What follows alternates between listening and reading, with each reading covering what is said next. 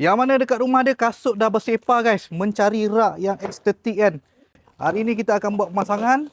Untuk dia punya material ni adalah besi ya. Semua ni besi.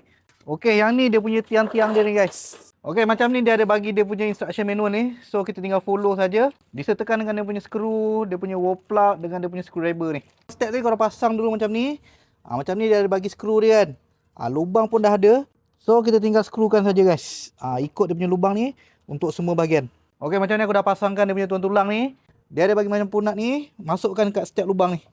Masuk, tekankan saja. Okey, macam ni dia ada bracket kan, pasang untuk sebelah kanan dengan sebelah kiri. So dia akan jadi macam ni ya. Nanti besi ni korang lipatkan. Dia akan jadi macam ni ya. Yang ni aku dah kemikkan. Lepas tu kita tinggal skrukan saja. Dekat sini ada dia punya button ni kan. Masukkan ikut dia punya lubang ni ya.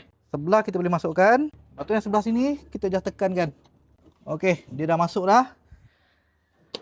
Dia ada bagi dia punya divider penghadang ni untuk korang letakkan kat sini supaya kasut korang tak akan terjatuh lah. Dekat sini dia ada lubang ni, korang boleh lekatkan dia punya magnet. Buat 1, 2, 3, 4. Tujuan dia bila korang dah letak kasut, kita boleh tutupkan. So pintu ni akan melekat macam ni aku ambil 1, 2, 3 dan 4. Okey, nampak dah siap pasang So yang lubang ni korang boleh drill korang punya dinding tu. Nanti dia akan melekat 2 layer, 3 layer dan 4 layer.